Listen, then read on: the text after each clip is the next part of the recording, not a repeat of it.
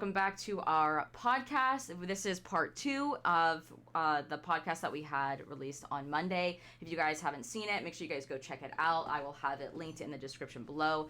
As well, oh my gosh, I can't talk. Hello, as well as all of the people that are here with me today and their socials. If you guys want to get to know them, go back and check out the other video that we posted on Monday, so you guys can get their intros. They're fantastic. They're all variety streamers and they're amazing, and they're super supportive, so definitely go check them out.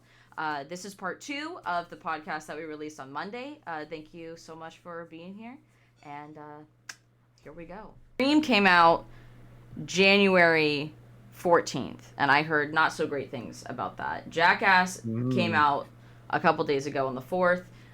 That Marry Me movie with Jennifer Lopez, that looks really funny. That looks really funny. And I probably won't go see it because, like, when do we have the time? When do we have the time to, like, see movies when they're out and out? But I am gonna go see Uncharted in theaters. I am gonna go see that. And I'm excited because my birthday's the 20th, so I'm gonna kind of like go out and be like, that's my birthday celebration, is getting out of the house, because I've been in the house for like ever. Let's be honest. When you're content creating and you're streaming, like you're in the house all the time, 24/7. Yeah. Like you order your groceries. Like you don't go get your groceries. You order your groceries. You get them delivered, or you stay in the car. And yes, exactly. Another one. Exactly. Another movie that's coming out is that Death on the Nile, which I think looks interesting. I don't know if you guys have seen the trailer for that. It's got some really, really talented actors in there. All of these movies do. But that one's coming out on the 11th as well, as Marry Me, both of them. So that'll be interesting. But the big one that's getting a lot of attention in the gaming world is the Uncharted. I played a portion. I've played a portion of one of the Uncharted games. I cannot tell you which one. Don't ask me, because I literally don't know. It was literally forever ago. It was on somebody's like PS4, and it was probably. But I played like maybe 2 missions, or not even like a half a mission or something like that. I was in a temple. I went from point A to point B, and then I handed the controller back. So it was during the. Yes. It does nothing because they all have temples. Yes. Yeah. Well, yeah. So I as far as casting goes, like talent-wise, actors go and actresses go, I feel like it's going to be amazing. I think Tom Holland was a perfect massive best choice. Oh, it was it was the best choice they could have made. Like I grew up playing Uncharted, and like Tomb Raider was like one of the first series and first games that I ever picked up. I played one of like the old Tomb Raiders on like a Game Boy Color. Like that was like my first ever like experience, and like ever since then, any Tomb Raider, any Uncharted, any movie or game of the sorts, like I'm all over it. So the second I found out that they were doing the Uncharted movie, I was like, take my money, take it all. The problem with gaming movies is it's so hit and miss, because they try their best. It's mostly miss. Yeah, it's mostly miss, in fairness. I mean, let's look at Assassin's Creed with Michael Fassbender. Oh, God. I think it was Michael Fassbender. Like, don't even talk about it. We won't look at it. We won't look at it, actually. Let's look at the World of Warcraft movie. Like, tried so hard, but just a miss completely. So I go into it with an open heart and an open mind, but I'm still skeptical that it has to beat the history of movies prior to it that tried to turn a video game into a movie.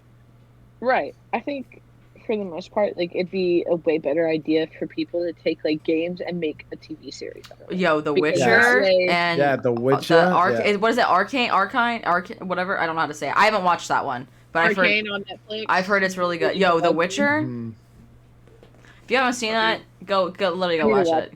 I'm a little disappointed the way that season 2 ended, but at the same time, I had to remind myself that they were literally recording it and shooting it during the pandemic, right? Yeah, so like the height of it. And if you notice, a lot of the episodes are literally only 2 characters at a time, because they had to like be very, very careful. So you have a ton with Ciri and Yennefer, right? Like just the 2 of them. Or you have a ton with let me not spoil anything, but you've got a ton. Spoiler warning. Yes, spoiler warning. You have a ton of scenes with just 2 people. right? And you can tell a lot of the big scenes, like with a lot of people in it, they're still, even though they are close, they are still like at a distance. Like even in the bar scenes, like it's not as crowded. Like it's not as crowded. And it's So, like you've got and you've got a lot of yelling. Yep, you got a lot of yelling, and you can tell when they're using the same people to fill spaces, right? So like they might have like 5 extras instead of 15 to 20, and they all just have multiple costume changes, but it doesn't matter because their back is to the camera now, right? So you can like I see stuff like that because like I went to school for film. You're too deep in it, Meg. You know too much. So you can see that. You know too much. Yeah, exactly. But it's nice. It's nice that they were able to film it. But it's really interesting to see, how they're able to do it and get around with it. So I was a little disappointed with the way that it ended. It was, I guess, kind of like your, and I won't say too much, but it was kind of like your cute family moment at the very end. But I did want more, which of course that's what they want you to want. Yeah, they want you to want more. Right. But because then you're going to come back for the next season because you want to see what happens. That's how they always do it. Right. But at the same time, I felt like there could have been a little bit more development in there. To your point, though, maybe video games are better in the realm of TV. Absolutely. They lend themselves better to TV than the movies. Yes. I think with Uncharted... They have more space to, to space it out. Whereas, like, a movie, they have, like, an hour and a half to 2 hours, and they have to like, condense it, and they also have to, like, put that Hollywood... like sparkle to it, right? Like you've got to you can't just have the gaming industry, the gaming people want to come and see it. You have to have you have to have everybody who loves Tom Holland come and see it, right? Like you've got to have everybody, so you have to add a little extra. So I think the movie will be interesting. Yeah, I literally keep interrupting you every single time you like open your mouth to say something. I'm like, and then this. You're good. It's so sorry. Rude. It's so rude. If you have something to say, I'm listening. I like Tom. I like what they do with Tom a lot in movies, which is they put him next to a big, well-known star. So you've got him alongside Robert Downey Jr. You got him against Chris Pratt, Benedict Cumberbatch, and now Mark Wahlberg. I love that dynamic that they do with him, and it seems to be consistent. And it's fantastic. He does such a good job playing off of people. It's brilliant. How do you guys feel about Wahlberg being in the movie? Like where are you guys like with that? I don't know. I think he's got potential. Mm-hmm. Yeah. I don't know. I've always I played the first 4 Uncharted. I don't have. There's 5, right? I think there's 5. Is there 5? I know I played the first 3. We're all googling it right now. Yeah, look at that. So seeing a young Sully is definitely kind of strange, just because I'm so used to seeing the older, the like gray beard and like that's what I was thinking too. Like I'm on the same page. It's weird. I mean, I think that Mark Wahlberg. I think he can body that character pretty well. He's a very seasoned actor. If they wrote it well. Yeah. Mark is actually a fantastic actor. He does really good. He does great drama. He does great comedy. He does great action. Like he is a well-seasoned all-rounder. He can play anything. Yeah. I'll be honest though. I wasn't expecting him. I don't know who I was expecting. I wasn't really expecting anyone. But at the same time, I was like, oh, okay, sure. Yeah. I'm down for that. But again, like I didn't grow up on the games. I'm like I'm not like Uncharted or you're. Well, who would you rather play? Who would you rather see in that? That's the thing, though. It's like I didn't like expect any. Like I didn't like know who to expect. So it's like any guy who's that age that has brown hair or that you can dye with brown hair, like it works, right? Yeah. But he's also very he's a very, very talented actor, and like you also have to think about like height and how they're gonna look on film and whatnot. Yeah, and Tom is a very short guy too. Like, and they even said that for the Spider-Mans with Zendaya. Like, he's a very short. He wears boots when he's next to her. He literally they have him in boots. But she's also very tall. So that. But they also are they brothers in the like what like I don't know Uncharted like at all. All I know is that they're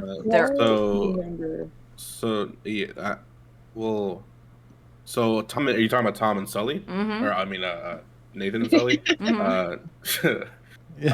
No, so Nathan has a brother already. Yes. His name is Sam. Right. Yes. Sam goes off by himself to do reckless shit and get involved with the wrong people, and Nathan regularly has to save his life. Right. And we were introduced to Sam in one of the later games for the first time.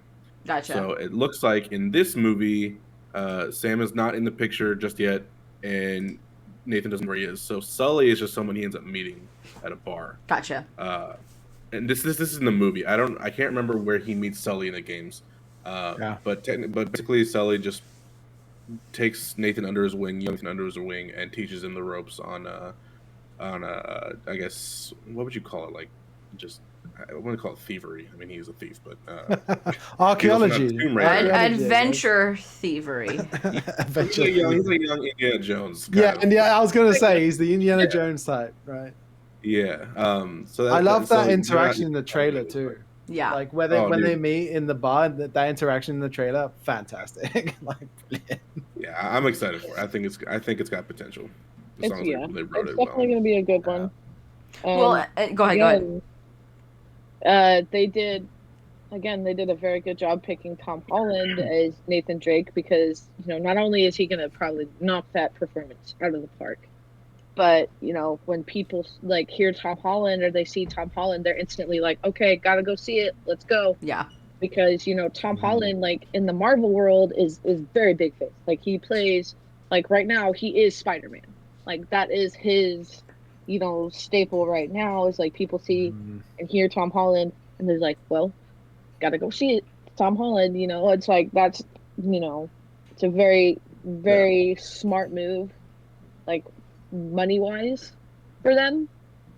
Because even if the movie doesn't do well, they're probably going to do pretty well, like with box office sales, just because he's in it. Yeah, just because he's in it. And it's like I say with the Spider-Mans too, Zendaya, like she's in there, she's not in there often, but her being in it, people in her demographic and like her fans, they see that she's in that movie and they're like, okay, boom. And that's instantly probably at least like 20-30 million more than they probably would have made. It's all about like, who's going to play the role, who's going to play it well, and how much traction and how many people you can bring in with those people in those roles. Yeah, because if you see somebody and you see them in that role, but you don't see them playing it, you're going to instantly be like, well, I don't want to go see it. Mm-hmm. That's why the industry is so tough, especially when you're like not like a big named like actor or anything like that, or like even like the voiceover stuff. It's like the production companies are looking to see like, all right, who's the big names right now, who's trending right now, who could fit this role physically, like physically looks wise, and who could like perform it well, who can we work easily with, and then at the end of the day, who's gonna bring in box office sales. Tom's gonna have that for the next couple of years, where he gets on projects because he's Tom Holland. Like he's gonna have that. Like they know that he is gonna bring in the money and the views, so they're gonna put him in the project. Oh yeah. He's in a very fortunate position right now. For sure. Yeah. For example, like back to the whole like getting people because they're big names right now, things like that. A TV show that I'm really looking forward to this year that comes out this year is The Last of Us TV show.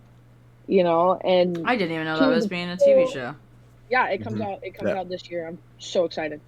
But the two main characters that they picked to play, they're probably going to fit the roles pretty well. But if you watch Game of Thrones, the man who plays Joel, Pedro Pascal, he plays the Mandalorian. Yeah, he's a Mandalorian. He also plays, which he does fantastic.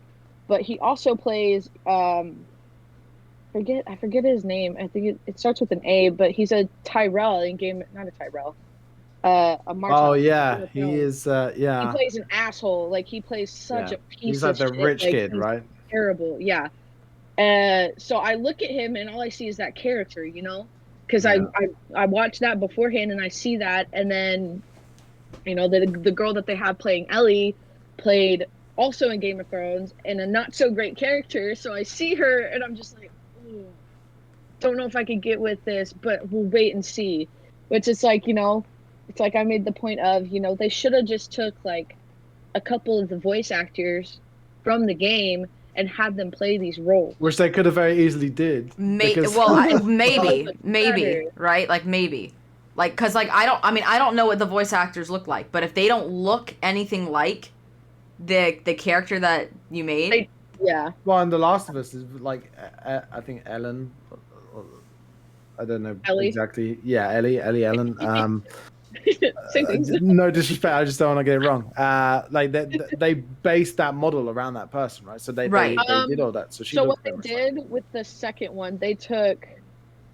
Ellie herself, I don't know, like, her face model is, like, who the voice actor is. So Ashley Johnson is who voices Ellie, and that's her face. But, like, characters like Abby and, like, everybody else, they have two separate people. So, like, Abby and Dina and, like, people like that, they took faces from other people and modeled their faces after that. But then they have, like, people like Laura Bailey, who's a brunette that voices Abby and does, like, all the voice acting for Abby. So, it's hit or miss there. But, like, as far as Ellie's concerned, they could have just had Ashley Johnson play Ellie.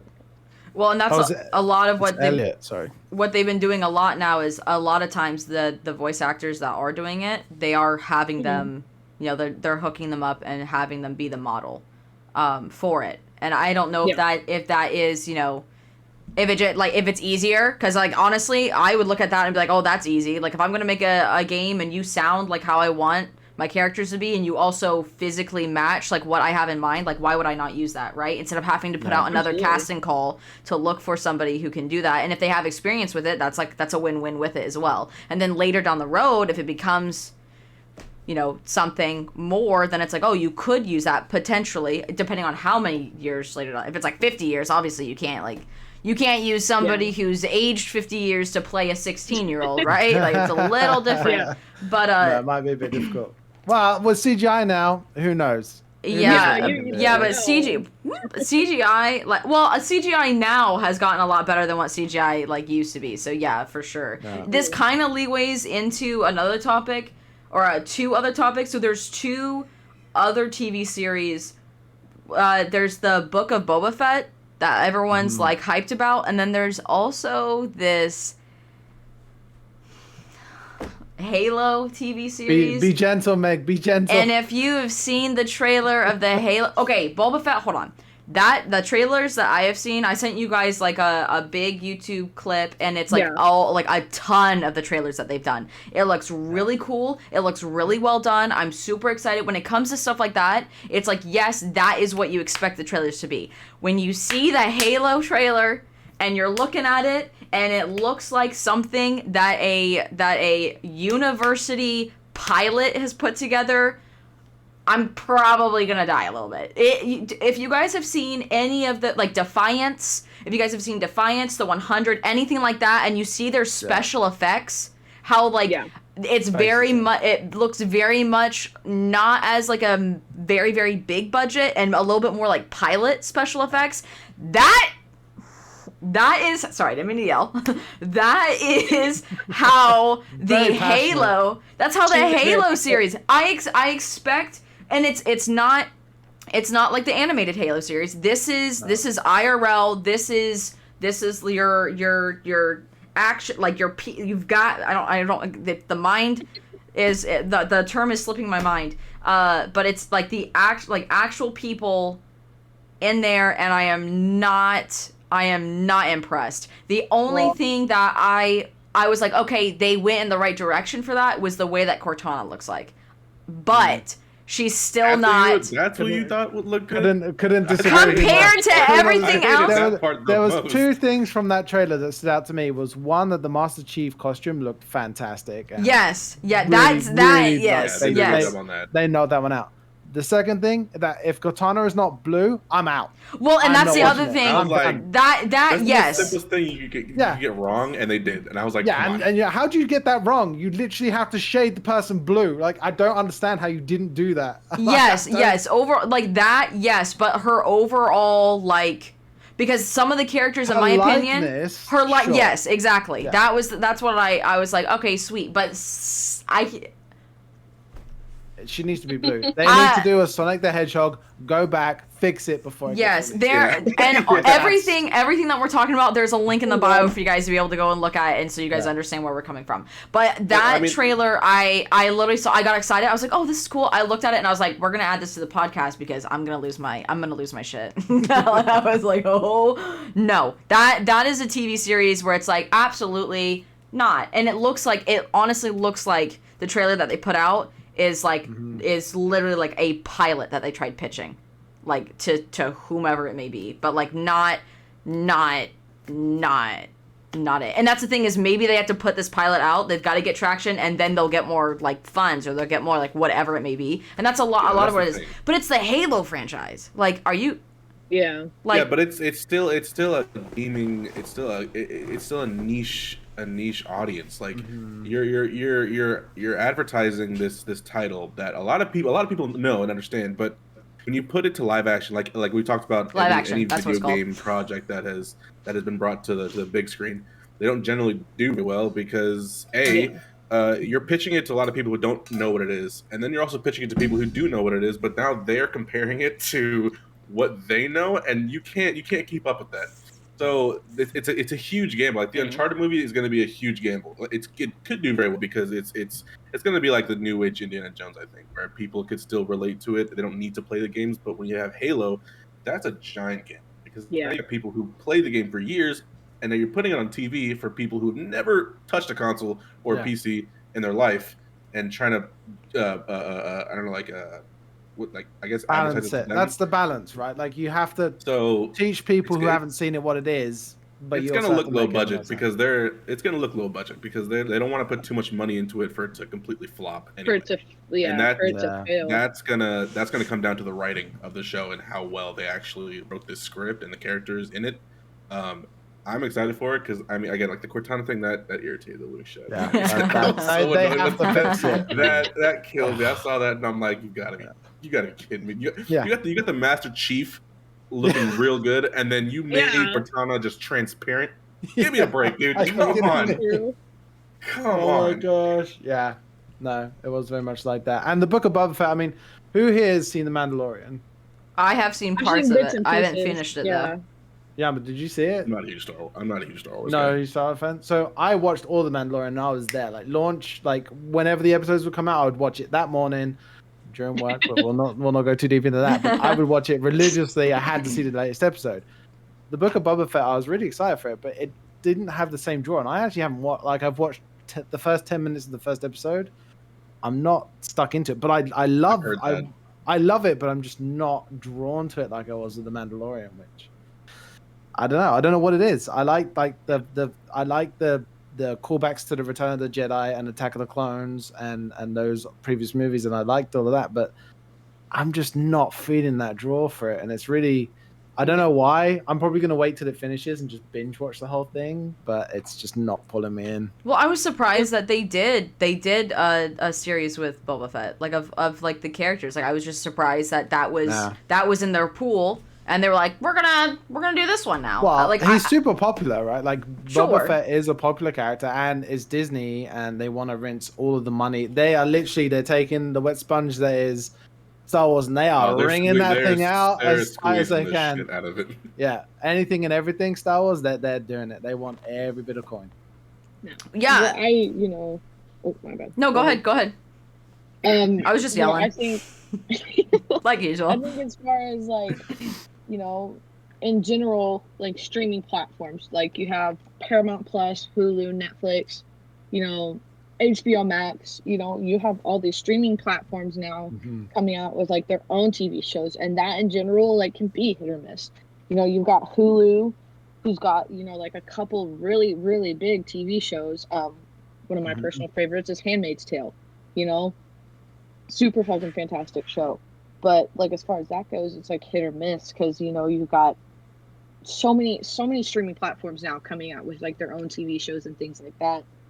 Netflix has, God, I don't even know how many, and most of them are pretty bad. But I don't know the Halloween series that they do with the House on the Haunted Hill and the other one, like they were pretty good. Those are really good. Blind Manor was absolutely amazing because it also You is a really good Netflix TV show. Absolutely love it. Fantastic. I just started that. I hate. Let me not do any spoilers. I hate Beck. She's literally the most toxic. She is your stereotypical, like, indecisive, cheating. Pause though. Bitch! Joe's stalking her. He kills people. What are you talking about? And I feel bad for him. I feel bad for him that he's out here doing all this, and she's out, like, sitting on whoever she wants to. Let me not. I can't stand her. I can't stand her. I cannot stand her. I literally sit there and I'm like, oh, I feel bad for her. And then it's like, oh, but I don't, because you're literally not committed to him and you're pulling him along. Like you're literally keeping. Wait till the new love interest is introduced. I think you'll like her. Good. I better, because I can't wait. I know what happens to Beck, but I haven't gotten to that point yet. So I'm just wanting to, like, skip ahead to, like, that point where it's like, got it. Good. You're okay. Sweet. Next. but you know, you've got, you know, again, like, people like HBO, Euphoria. It's an HBO show, but HBO Max decided, hey, you know, like, let's go ahead and take this show up. Let's, you know, see how it goes. Which, you know, their first season did super well. Like, again, like, going back to, like, you put the face to the show name, people are going to hear that name and they're going to be like, okay, well, now I got to go watch it because it has so-and-so. You know, Zendaya being a very big face for that show.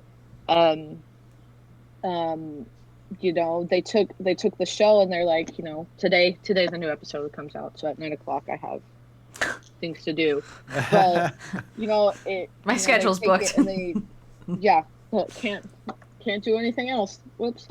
But they take that show and they kind of do it just like TV. Like, you know, even with Handmaid's Tale 2, they release episodes weekly, you know, once a week, which I wish they didn't do because I just want all of it at one time. So I can binge watch it. Yep. You know, when season 3 of You came out, me and my girlfriend sat and watched it in one day. And we just kind of looked at each other after we finished it, and I was just like, did we really just... Well, don't you feel bad after you watch it all and then you're like, oh man, I'm never going to get that experience again. You have a whole year for the next season, and so now we're kind of just chilling, waiting. You know, season 4 was confirmed, but now we're kind of just like... That kills me when I binge watch something that I loved, and I loved the show, and I watched it all. I'm like, oh man, I'm never gonna get that feeling again of watching this for the first time. Like, it's never gonna be that way. It's amazing. It's super cool, like, you know, like experiencing it for the first time. Like me, like I've seen Game of Thrones. This is my 6th time watching it. But my girlfriend, like, oh my gosh, that's a lot. Oh my gosh, this is her very first time, like, watching it all the way through. So, like, being able to, like, see those, like, first, like, time, like, reactions, like, firsthand, like, it's really cool. You know, there's a part in the show where, you know, Pedro Pascal's character, like, when he dies, you know, the mountain, like, takes his head and, like, spoilers, squishes his eyeballs out, crushes it. But, you know, she was like, what the heck? And she's just like, does so-and-so die? And I'm like, everyone dies. Anyone and everyone dies in that show. That's what I told her. Don't get attached to anyone. Don't get attached to anyone. Yeah, do not get attached to anyone because most likely they will die. It happens. It's funny what you were saying about having the big names in it, because I feel like, you know, even maybe 5-10 years ago, if you went from movies to TV, it was like what's going on there? They can't get booked for movies anymore, so they're sloping down the TV, and that seems to have disappeared now. It's like you can TV's the thing. TV getting in a series is a thing. Is like I would get asked that all the time. Like, yo, you want to be a movie star? It's like, no. They're like, oh, you don't? It's like, no. I was like, I would rather do like TV series and commercial work. Period. Like No. I want to book a good show where I'm going to be on there for 5 years. It's like, you know, TV is like typically like financially, like they do like a whole lot better for a person. Like the royalties are just better, you know, because you get multiple episodes. Re-airing and everything else. Re-airing and anytime something re-airs, you know, you get whatever percentage royalty you get off of it. You know, it might not be a big chunk, but you know, money wise, like it's typically a better option. Yeah. You know, because even if a show doesn't do that great, you know, most people, like, they're like, oh, people say this show's really bad, I'm gonna go see what it's about, blah blah blah. You know, it's like the same thing with movies. Like when somebody tells me a movie's like terrible and it's bad, I'm like, okay, well now I'm gonna go watch it. No, I have to. Like, yeah. It's like The Human Centipede, absolutely disgusting movie. But for some reason, we all watched it, and we watched the second one and watched the third one. Like, it's a train wreck. You can't look away. That's how I explain it. It's like, you know, like, it was awful. I don't know why I watched all of them. That still makes my stomach.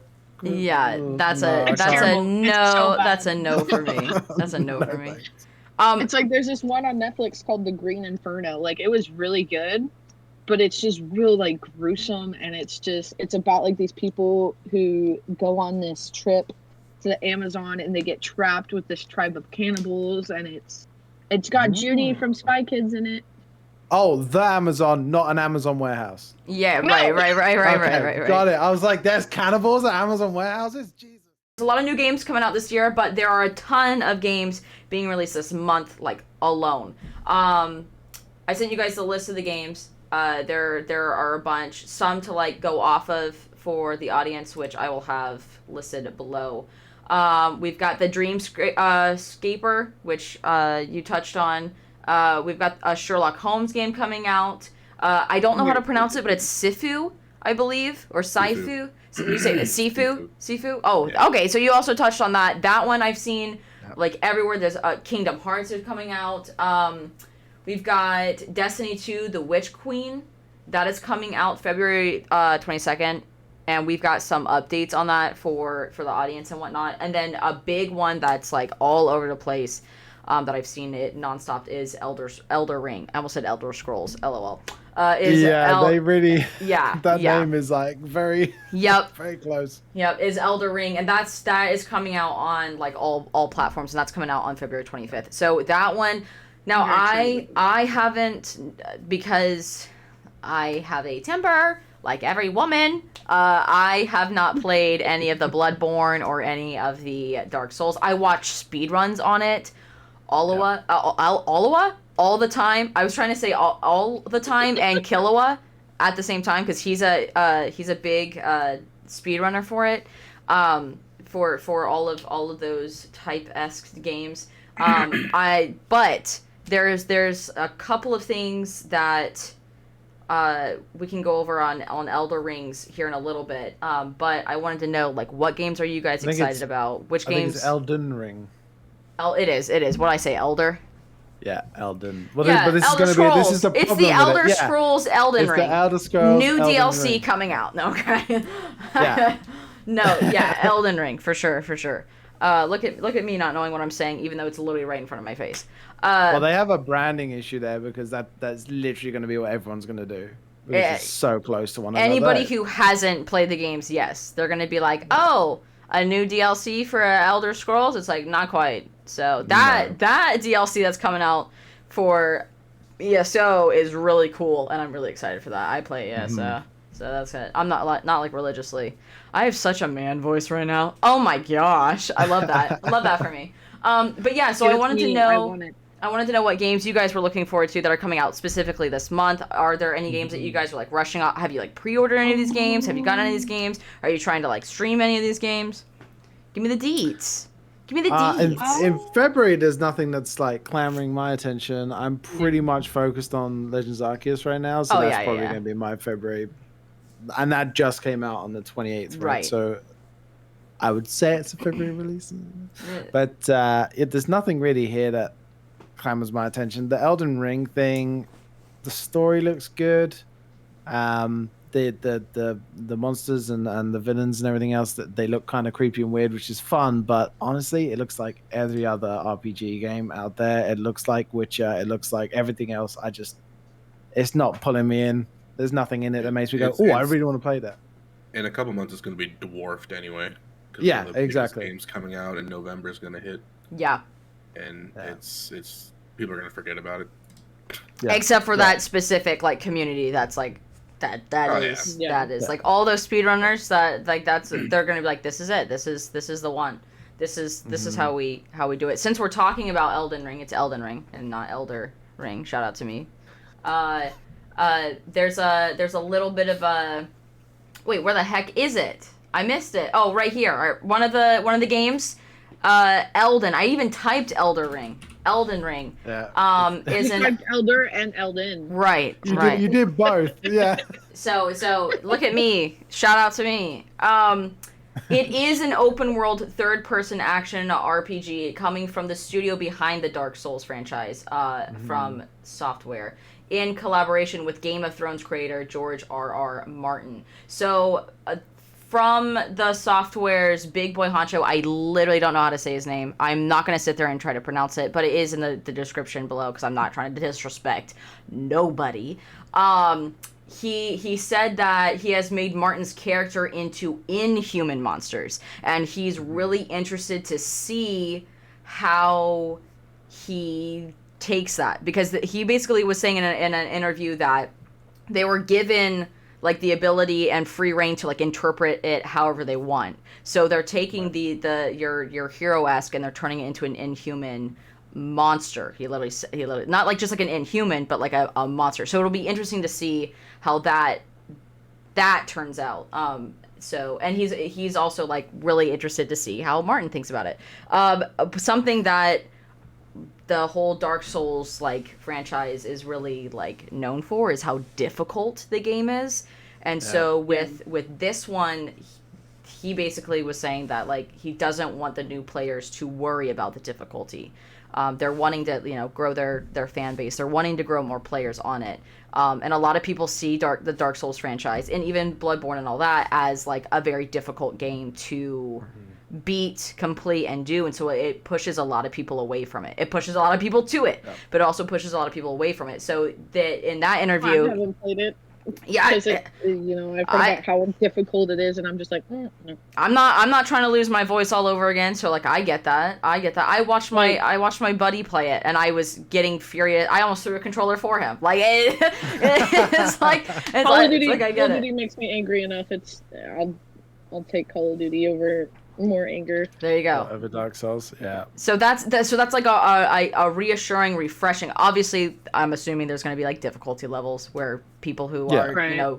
There's going to be like your normal, right? Your normal level where everyone's used to it, and then there'll probably be like another, easy in a sense, or whatever it may be that they decide to put in there. But that was something that he didn't want people to have to worry about the difficulty, because that was something that a lot of people mentioned. They're like, that's a turn off for me because of how difficult it is.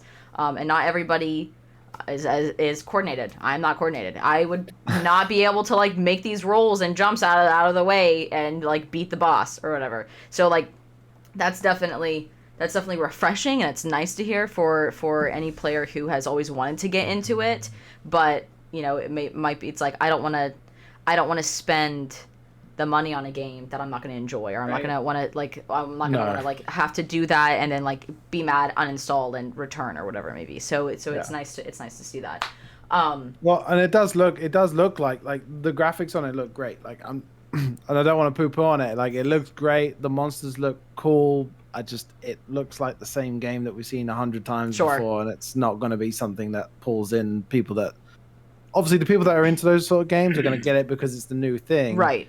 It's just not something that's going to pull anyone that hasn't played that genre before. It's just not. And it's not everybody's like there's a very big like group and niche for it, right? But then there's also I'm not rushing out to go and get it just because it's not like I'm going to be consumed by season 12, season 12 Apex, right? So it's like it's not going to be everyone's thing, right? And that's just Meg's going to be locked in the closet somewhere playing season 12. That's exactly what's going to be happening, and I will be dying and getting knocked by everybody, and I will be everyone's highlight clip. So like I am okay with that.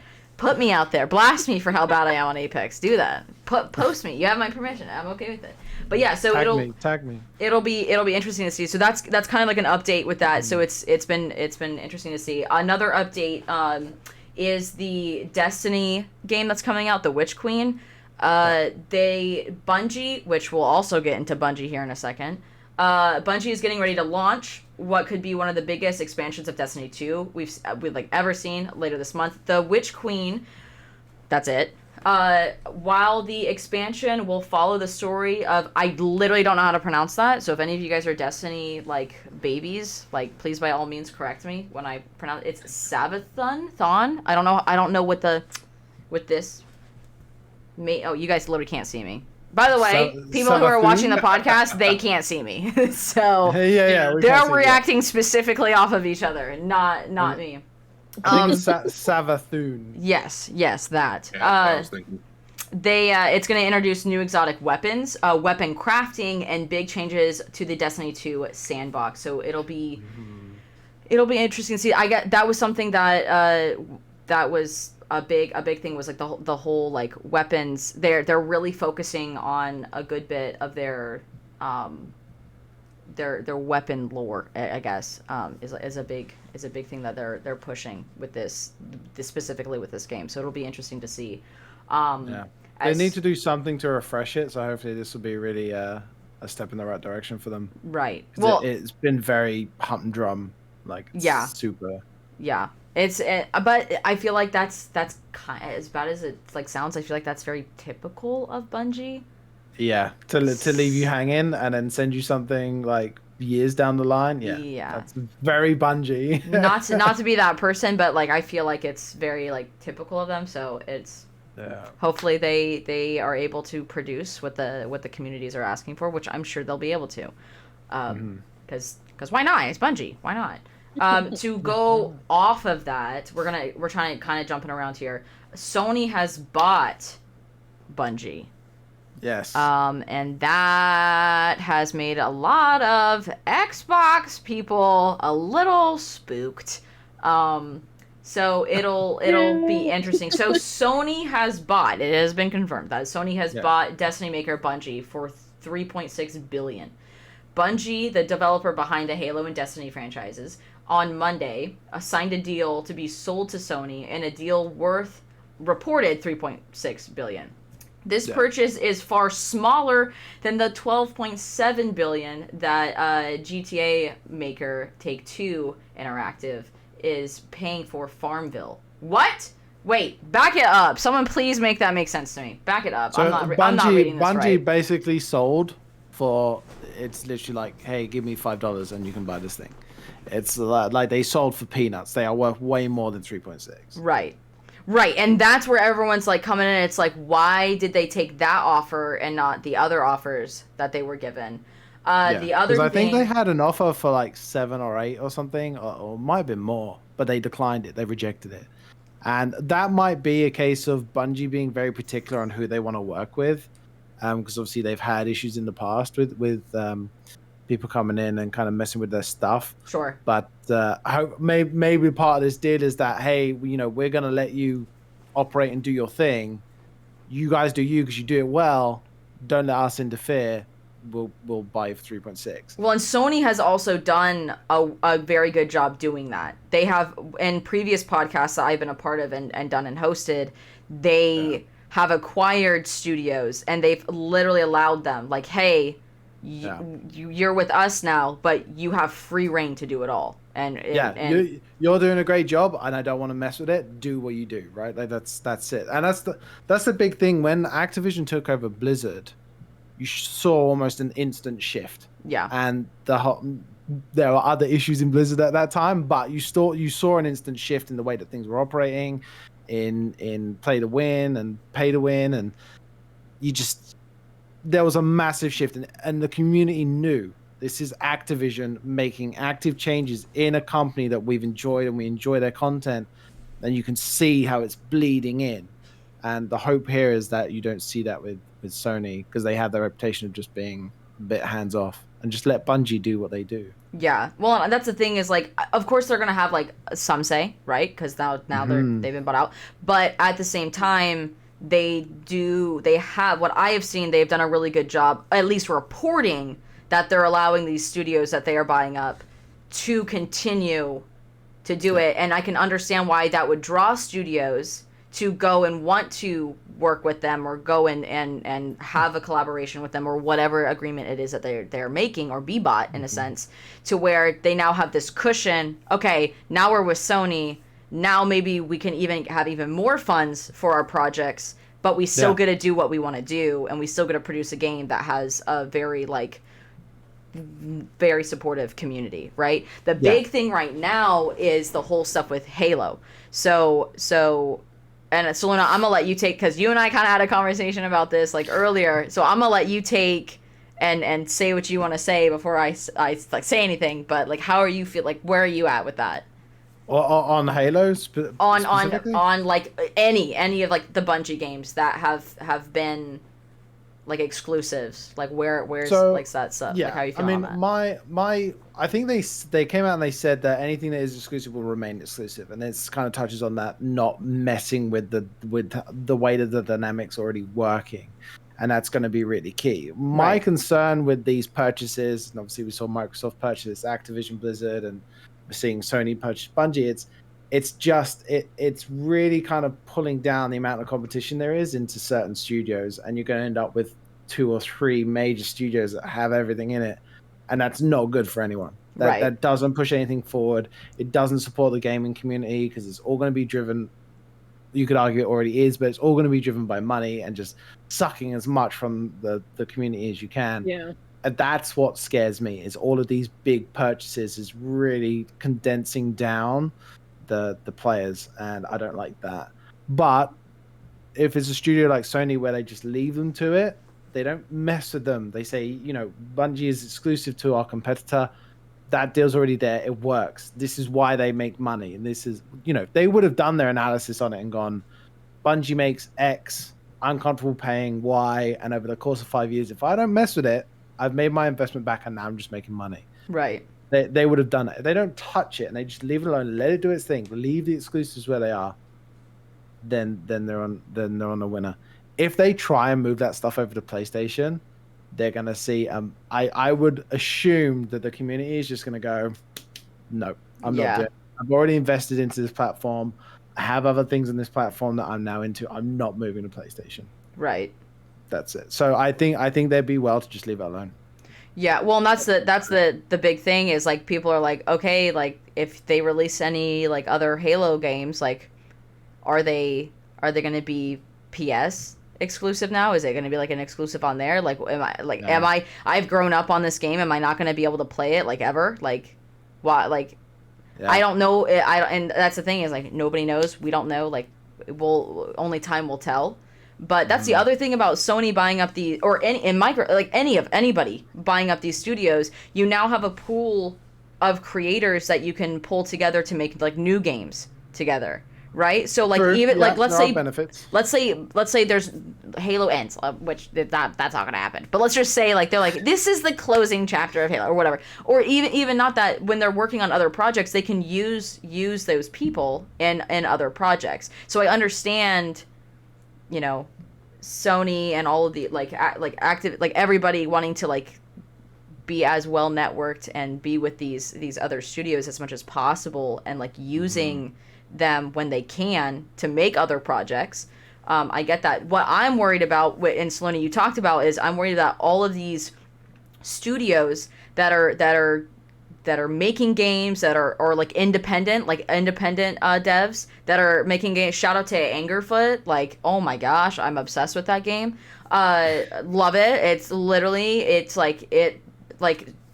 gets your blood pumping. It's great. It's fantastic. Love it. 10 out of 10. Definitely go check out Angerfoot. I kid you not. We're not sponsored by them or anything like that, but literally go check that game out. It's great. I've got half the community hooked on it. Everyone's trying to do these speed runs. Everyone's trying to do little challenges. It's fantastic. It's a great game. It's a lot of fun. It's super relaxing, even though it's super high speed, getting but it's great. It's fantastic. I literally go and get on that game all the time. All right, anyways, we're not sponsored by them. That's a small indie game though. Yes, right? Yes. But that's the problem, is I'm worried that all of these people who are wanting to make their own studios, or they're the only option that they're going to have is to go and join these massive studios. Yeah. And it's which at the end of the day is that going to happen? And then on top of that, a bunch of these streaming services, Netflix, HBO, Amazon, they're trying to buy up as many studios as possible as well to also produce games, to also put games out there that you can buy look and at play. Amazon. Amazon's trying to do the full thing, right? Yeah. And they obviously released New World. Like they're trying to do that whole thing too. So you're right, and there's a real chance or potential here that you've got these indie studios all of a sudden starting to disappear one by one, and there's always going to be a community that only wants to deal with indie. They love indie, that's what they're going to do, and there's always going to be that group of people out there. But if you start seeing these companies going, I can't produce anything because I'm getting overshadowed, or I don't make enough because the community is not big enough, so I can't justify the cost, or whatever the case is, you're going to start seeing them going knocking on the door of Sony and Microsoft and saying, hey, look at this project I have. Can you prop me up, please? Right. And that's a real big concern. Exactly. And that's the other thing is, like, kudos to, like, all of the big content creators, like Markiplier and Jacksepticeye. Like, they, like, and a ton of other people. They're just specifically content creators I watch. They have series, like, 3 Scary Games. Or they have series where they specifically find indie game, like indie devved games, and they play them and they showcase them, and they're like, here's my 3 scary games for the week, or like whatever it may be. It's them that are also like able to like sit there and be like, hey, like go check these games out. The games are like getting a following from their community or whatever. So I feel like us as like content creators in our community, it is also important for us to highlight that. If we don't have them, if we don't have indie devs, if we don't have these games, like we won't have games to play, except for the ones that you have to go and spend $60-$70. Yep. And this is the thing, don't underestimate the value of the indie studios, because even if you don't play them, even if you see them, you're like, I'm not playing that garbage, it doesn't look great. Like, don't underestimate the value of that, because that is what's driving change. Yeah. That is what's bringing the new shit to the market that the big studios goes, oh, I want a piece of that. You know, look at the Battle Royale scene. I mean, that really did sort of come up from these indie studios going, hey, I've got this idea, I'm going to make it massive. Yep. And then all of the major studios went, yeah, I'm having a piece of that. Yep. That wouldn't exist without indie. So whether or not you like indie studios, they need to be there. So we can't see this shift of them disappearing. Right. It's just going to crush gaming for the future. It's just not. It's not a good. No. Right. So yeah, that's that. Is, if anybody, does anyone else have anything to say about? Sorry, I love indie. I love indie like games. They're great. I love playing them on stream and everything. So this is fantastic. It comes out later this year, but I'm very excited for God of War Ragnarok. I've only played one of them, and my friend who's played literally all of them said that there's like different sets, like of series. So like you have one that focuses on like a certain point, and then another like this new one. But I'm excited about this next one because spoilers. It picks up where the first one leaves off. Now, throughout the first game, like the first game in this series, Kratos and his son Atreus is his name. They're on this journey to like deliver his mom's ashes to the highest point in all the realms, and you know they run into all sorts of like problems. But this new one is picking up where the first one left off, which is where Kratos ends up killing and defeating this lady Freya, like her son. So who's supposedly like her son, things like that. So at the end of the first game, you know, Freya is like, you know, I'm gonna make this promise that wherever you go, I'm gonna make it like the worst thing ever. You know, I'm gonna kill you. So in the second one, like she becomes like the main like villain, right? Whereas her son in the first one was the main villain. So I'm kind of excited to see where that goes because it's picking up right where it left off. Those are always nice. Those where it's like story, it's like you get to where you gotta like, oh, okay, like this, and then like the whole thing with like Red Dead, like obviously like we went back in time, right? But like that if you guys haven't played Red Dead 2, like oh my gosh, like 10 out of 10, it's great. Well, I love it. Creed, the Assassin's Creed stories, fantastic. I loved going game to game and seeing that story progress. Yep, so good. Yeah, loved it. Really, it's like well done. That same concept too. Again, The Last of Us, they're good about that. First one, I think it's like a couple years apart at most. I think it's like 2 years after the first one happened, but it's almost, they pick up right where it was. It's like, but I love series like that. They've got 2, 3, 4 games, however many it is, and they all just intertwine. It's the same thing with like movies, like the Insidious series. Super good about that. They're all kind of like mixed around, but they give you, they all like somehow like tie in together. Yeah. Right. There's a piece from like number 1 and number 3, and there's a piece from number 3 and number 1, and it's just like, and me, like with my little ADHD brain, it makes it I get a lot of serotonin out of things like that. I'm just like, yeah. Yep. And I'm also the person, like, I guess that's why I don't like Apex that much, is because there's a lot more going on. Look, I play it because it's fun. No, I'm kidding. I get it. It's not for everybody. It's a difficult game to like pick up or like, because movement is massive. I can go on forever. I won't go on forever about it. But like it's and I'm not great. I'm not great at the game. Okay, at all. Like, my you're KD. decent at Call of Duty though. I don't know about that. You're pretty decent. I'm pretty good at my clapbacks. When people call me like a sandwich maker, I'm pretty good with my clapbacks. But like other than that, like that's what I enjoy about Call of Duty is when someone's toxic, it's like, okay, here I come. I'm gonna steal your girlfriend. Yeah. Like, shit. Oh, I'm sure you've seen me say a few pretty horrible things. If anybody sits there and says that you've never been toxic on Call of Duty, you're false. Lying. Like you're wrong. Lying. You're lying. Especially if you play Search and Destroy, you have been toxic. Oh, you have to be. Everyone's been toxic at some point in their life. It's like my favorite line is like when people tell me like, oh, you're like, they're negative and they're talking shit. I'm like, oh, you're negative. Like your mom's pregnancy test should have been. That's like my favorite one-liner. Because then everybody's just like, they don't know what to say. They don't know what to say, so they just kind of sit there and then they're just quiet. Yeah. No, that would shut me up. I wouldn't say anything. I'd be like, okay. Target thrown at me. Like a lot of people like to talk shit on people who aren't like everybody else. I get put that. It in short terms.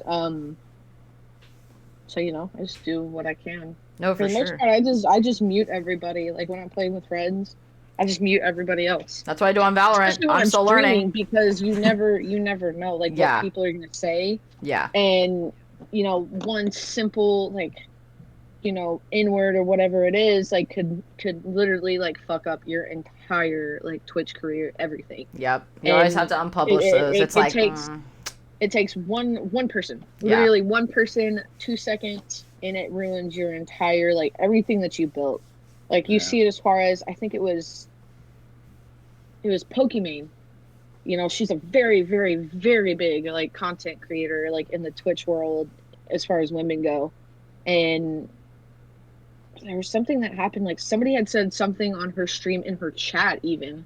And she got banned for, like, a week. Something like that. She's had like a ton of stuff happen with her, but it's just crazy like that people just target like people who are just there. Like most of us are here like and we stream like just like for the fun of it. Like we love hanging out with friends, we love doing whatever we're doing, and I've never understood that. Like people who just continuously like seek out to like hurt other people like just because like there's no reason. Unfortunately, there are people out there in the world that is what they turn their main focus into for like when we got hit by those couple of teenagers that came in and did what they did. But it's just like hey, their YouTube got banned, so shout out to you, kid.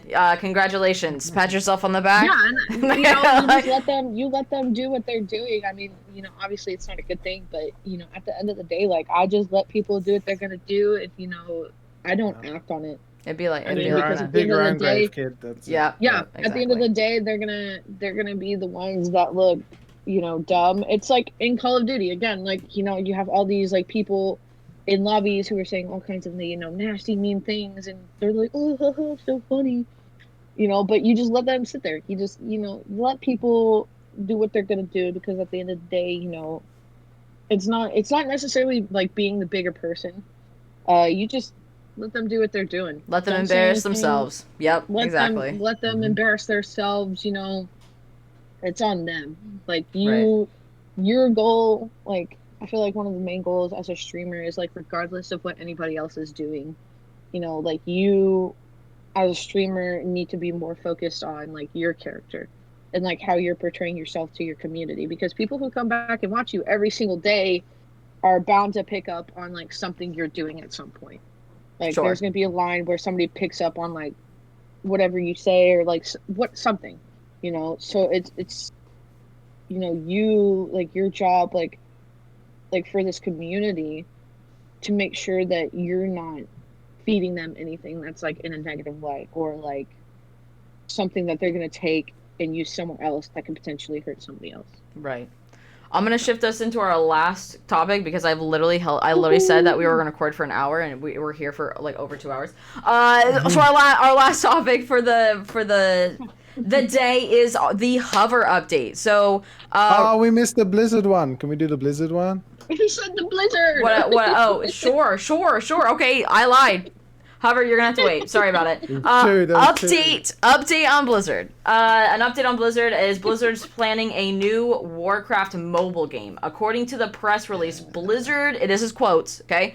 Blizzard is planning substantial new content for the Warcraft franchise in 2022, including getting all new mobile Warcraft content into players' hands for the first time. The press release doesn't go into detail about the new game or when we can expect to hear more, but for now, we know that Warcraft and mobile are in the same sentence. So that I don't play Warcraft, which isn't new. So they do already have apps for World of Warcraft, right?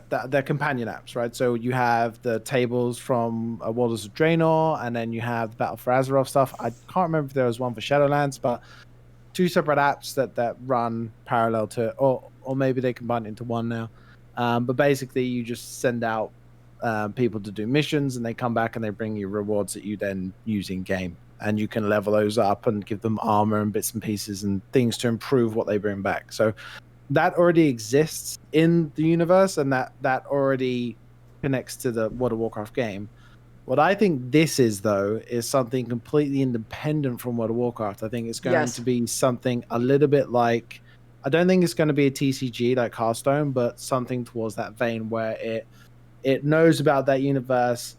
And it whatever happens, either you're using characters for like a Heroes of the Storm style MOBA, or you're doing some sort of what do you call it, where you have to defend and you put in like that monkey app where you're defending tower defense game. There you go, tower defense. Thank you. Something towards those lines. But what I think they are going to do, like they've done with every Blizzard game that they put out, is they're gonna do some sort of an incentive to go over to try the game. So normally what they do is they'll do a free mount. So if you bought Diablo, which I did buy and I never touched, I just bought it because I wanted the mount. And it'd be like Heroes that. of the Storm. Yeah, you gotta do what you gotta do to get the mount. Absolutely. Heroes of the Storm, you got a free mount. Hearthstone, you got a free mount. So they're gonna do this sort of thing to push players there. And then the other swing side of that is, if that can take off, it might pull more players into World of Warcraft, which then means that they can grow that community, because that community has shrunk so hard since Shadowlands came about. It was shrinking before, but this last expansion, that thing has tanked. Yeah.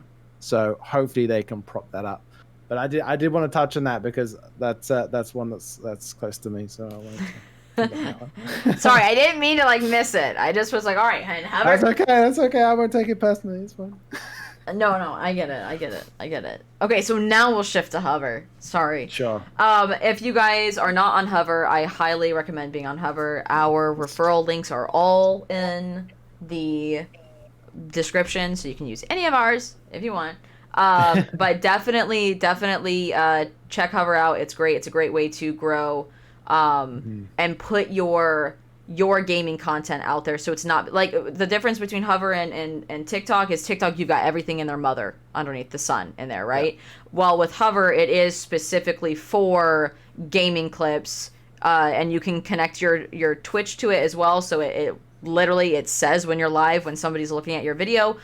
So 10 out of 10 would definitely recommend getting Hover. I literally got Hover, like a night ago, 2 nights ago or whatever. Yeah. And I've met so many new people. People have come into my streams being like, yo, I'm from Hover. And it's like, yo, like, it's like, hi, it's great. And they've come back. So it's definitely a great tool. Wonderful for networking. Yes. Wonderful for networking. And that's the thing is, like, it is literally an app specifically for you to be able to connect and see other people's gaming content. You don't have to sit there and scroll through TikTok and get like the same person over and over again. It's literally everybody and their mother out there who is a small streamer, a bigger streamer on their way to working towards affiliate, working towards partner. Like everybody's out there and they're like, hey, like here's me, and everyone's super supportive. Everyone's like, oh, that's odd, like yeah, like dope clip, like love that, like hello, like that's great, like let's squad up sometime, like let's go run some game, like let's like send me your info so we can like play together sometime. It's great. It's I've had a very good experience with it.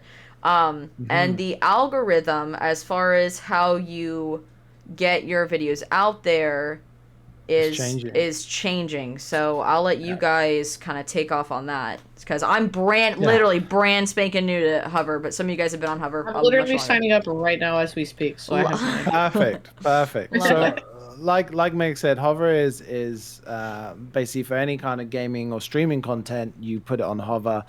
Not everyone on there's a streamer, so you still have people that aren't streaming coming in, liking your content. It has direct links to your streaming platform, so you can click on it and people will instantly be taken to your Twitch to follow, and you can just follow through the app. So it's really good for growth and getting out there and networking with other streamers and other content creators. Now, the way that the algorithm, I guess, used to work, because I think they've already made this change, but the way it used to work was you had something called gravity, and basically you could gain gravity by interacting with the app, interacting with other people, commenting, liking. They had something called GG, so you can actually GG on a post. You can only do, I think, 2 every 4 hours or something like that. But it encouraged people to engage with the app and to engage with the content on the app and other content creators, which was wonderful. And you get the outliers of people just going in and scrolling and just liking and not actually doing anything. They just want to grow their gravity. But for the most part, my experience has been positive with Hover, and it's been mostly people that are genuinely interested in what you're doing, which has been great. Now they want to shy away from that, and they're going to go into much more of. Sorry, I got distracted. Much more of a follower and topic base. So you're going to put your content on there very much like with TikTok, and then as it gets more views and more likes and it's starting to kind of gain traction, that's going to push it to more people. So that was my understanding of how they're going to work the algorithm now. They haven't completely got rid of gravity. They're going to keep it because they think they might want to use it for something else down the road, and users are still going to be able to gain gravity. But for right now, that's not going to be the way that the videos are going to be pushed out to people, which for better or worse, I mean, if you're a long-time member of Hover and all of a sudden you've got, top tier gravity, you're in the top 10 of gravity owners, and now your stuff's gone, that's not a great feeling. But I feel like those people already had a lot of people following and viewing their stuff, that it's not really going to impact them that much. People are still going to view it, they're still going to like it, and that's going to push that content up. So it's a bit, it depends on where you sit in the gravity pool as to whether or not you care about this change. Right. Well, and that was the thing, is like, for me, it was like, oh, I really liked it because it's like I can gain gravity based off of how I'm interacting with other. It's not just, oh, like like my name, like you know my name, and like you've seen me on Gravity or on Gravity on Hover 100 times. Now you're gonna like my stuff. So like I like the aspect of that, but at the same time, doing it that way, you could definitely abuse it, right? Like I could sit there and just like scroll, like not even go fully through and watch a video, like scroll, and then like I could comment like an LOL, I could comment like a laughing crying emoji or like whatever, and literally not even watch somebody's just to gain gravity. So if you're farming gravity, I could understand how that, in a sense, is not good. And I think that was some of the points that people were saying is like, hey, like this is great, I love that I can do this, but like farming gravity is not like it's cool. Pretty open to abuse, that's for sure. And they would do streams where they would actually give gravity away. So for instance, they used to do and I think they still do it, but not every week now. They used to do a top 16 videos of the week, and if you'd watch through the initial part of showing everyone, then they would give away gravity, and everyone that was still there and active, you would put in your username and they would give you 250 gravity or something like that, right? Which is fun. So you know, there are incentives there to kind of pull people in to watch the content for Hover and to really push the app more. So right, but yeah, it's open to abuse. 100% it was open to abuse, but at the same time, like it's definitely a drawing point, right? It's like, oh, that's really cool. So now that the app has traction, like BB Jess is on there now, that, and there's like a ton of other like partnered streamers that are on there. Like I get clips of like Lulu on there. Like there are other streamers, big streamers that are on there, right? Content creators that are on there. So like they have a community. So like if at the beginning of their pitch deck was, hey, we're gonna add gravity just so it gets a community, they've done that. They've done that. They've got that. It's done its job, right? So now it's like, okay, now we can switch and focus on something else. Now, those of us that are just now joining and we're like, oh, that's like the whole reason why we joined. Yeah, it kind of sucks because it's like, okay, like where do we go? Like how do we start? How do we get, you know, when like our path was like clear how to grab gravity and how gravity works. And now it's like, okay, like, but if it doesn't matter, I guess then it doesn't really matter. So it'll just be interesting to see how it goes. The app is still relatively new compared to a ton of other apps out there, so there are still bugs. Like I posted a video and I had more likes and comments than I did views, and I was a little confused about that. I was like, I don't understand, and that happens, it's a bug, but they are very good. Their customer like support, not customer, but they're like their community support is good. Like you literally can be like, hey, because I don't think you can attach your like YouTube, like if you stream on YouTube, I don't think you can attach your YouTube to it yet. Not yet. But they are working on that.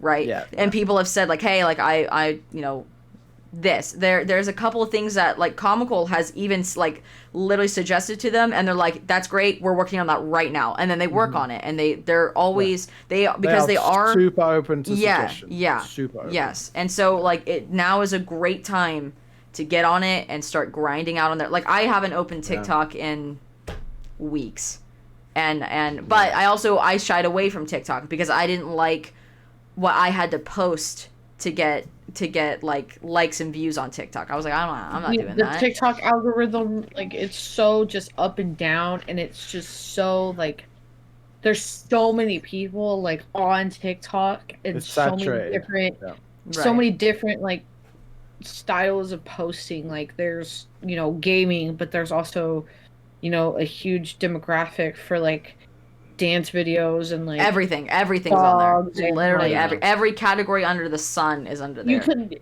literally anything you could imagine. Like there's people like it's crazy like that. There's so many different like if categories. You asked me what side of TikTok I was on, I'd probably give you at least 6 or 7 different TikTok sides. You're on a new side of TikTok every time you boot up TikTok. So one sea of, like the other day I liked one Sea of Thieves like TikTok, and like then like 2 hours later my entire feed was like Sea of Thieves. I was like, why? Like I'm on like Call of Duty TikTok, I'm on like Minecraft TikTok, like there's dogs all over my For You page, like there's all kinds of stuff. Like it's a great app.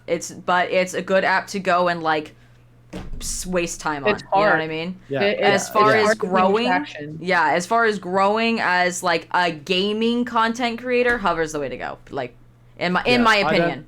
It's so much easier to migrate people from Hover into Twitch. Oh yeah, it's a button. And hopefully in the future YouTube. It's literally a button. It's night and day. Yeah, it's literally a button. They can follow you, and the second you go live, they get the notification. Yep. It's a massive game changer in that respect. Whereas TikTok, so it sends them like a notification when you go live. Yep. That's crazy. That's cool. Yeah, it's good. It's fantastic, and that's how people like they come into stream and like, hey, I saw you live on the app. Like, and they'll just come in and say hello. So it's literally designed for content creators that stream, and it's fantastic. Whereas with TikTok or Instagram or even YouTube Shorts, you really have to push that. Come and check me out.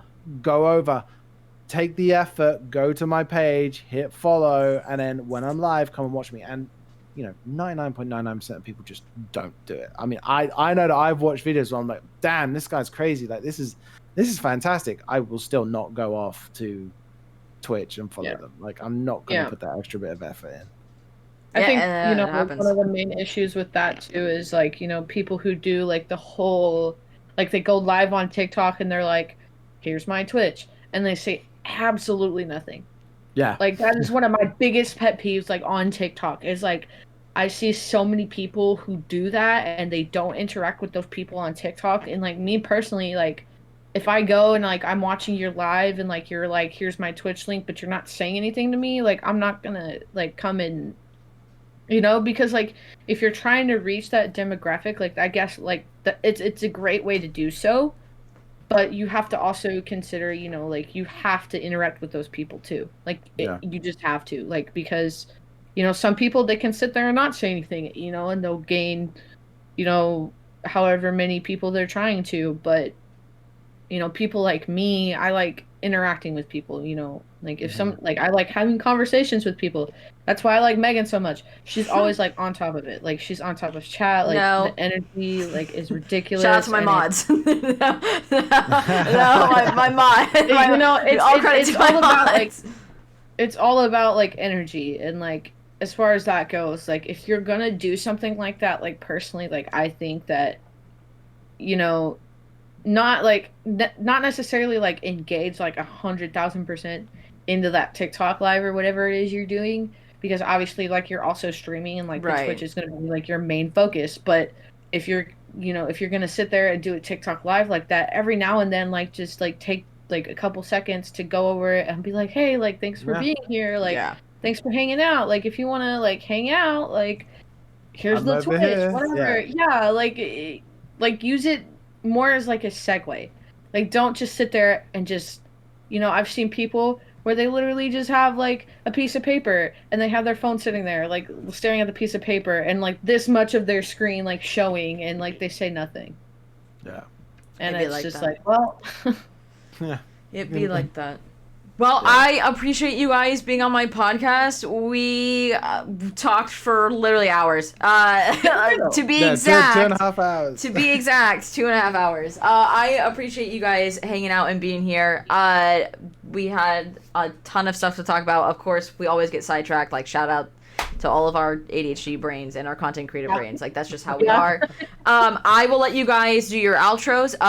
Basically, just let the audience know what you guys have got going on this week, next week, what's coming up, well, the fundraisers you've got, if you have any fundraisers, if you have any, like, charity, if you have any, like, new games coming out, if you have any new, like, whatever, is it your birthday month, like, any of that stuff, just let us know what's new with you, with your channel, community, what milestones you're trying to hit, what milestones you have hit, and whatnot. So, Cole, we'll start with you, and then we'll work our way around, and then we'll close out. We'll get out of here. I'll get you guys out of here.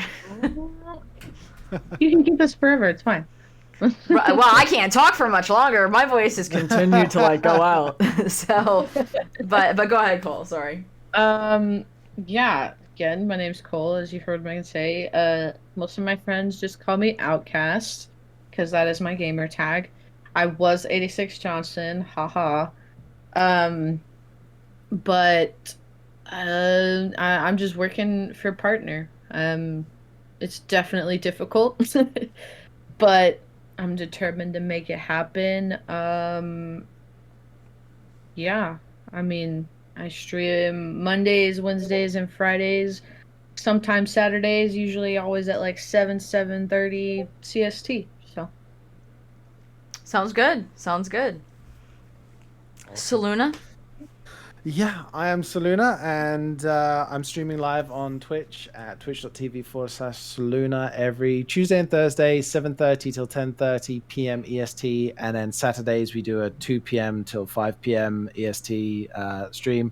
Right now, our focus is on Pokemon Legends Arceus, and we're going to be shiny hunting next week, so that's going to be, or this week, I guess, when the video goes live. So that's what we're going to be focused on, and we may get a couple of games of Apex in there, depending on who wants to play. All right, let's go. You trying to squad up? I'll try to squad up, for sure. But in terms of goals, we just went over 100 followers, which was great, and we're going to keep on storming forward with that and try and grow our followers. So that's what we're working on currently. Woot. Congrats. Thank you. Yumba? Yeah, absolutely. Yeah. All right. Well, my name is ClubKevYumba. Again, you can just call me Yumba. I'm over on twitch.tv/ClubKevYumba. I usually go live every Monday and Tuesday. I think I'm switching that up, though, to Tuesdays at 9:30 p.m. EST and Saturdays also 9:30 p.m. EST. You can find me on Twitter, which is the best way to get in contact with me and stay up to date with all stream stuff. We're going to be playing a lot of Dying Light 2, but Season 12 rank split is happening this week, so I'm going to be grinding that out as well. Big thank you to Meg for having me on the show. I really appreciate Absolutely. you. It was a lot of fun thank you, Meg. here and talk to you guys. Thanks for being on it. I appreciate you guys. And as you guys know, my name's Meg, aka Erect Dictator. We have gone a full-time content creator and streamer, so that's super exciting. I literally couldn't do it without... Big congrats. I appreciate that. I literally couldn't do it without all of you guys and everybody watching it. Oh, I just smacked my desk. Too excited. We're too excited. But I greatly appreciate it. All of you guys are fantastic. I love playing Bigfoot with you, Yumba. We definitely have to do that again. We'll be streaming. Absolutely. We stream 10 a.m. Eastern time every Tuesday through Saturday. And then on Sundays, we record the podcast. And then the goal is to get them out to you guys every Monday and Friday. So I'm super excited. I appreciate you guys spending the 2.5, 3 hours you guys have with me today. Sunday's usually everyone's day to chill and relax, and you guys are out here doing this with me, so I appreciate it. I will catch you guys all later, and I will see you guys all next week for the next podcast. If you guys are wanting to be a part of the podcast, we are absolutely open to having anybody and everyone a part of it. So definitely reach out to me. You can write it in the comments, hit me up. I'm also on Twitter. All of my socials are down below. You can literally reach out to me on any of those socials, and I will do my best to check all of them because there's a lot, and my small ADHD brain does what it can. But I appreciate you guys hanging out, and I hope everyone has a great rest of your day, and I will catch you all later.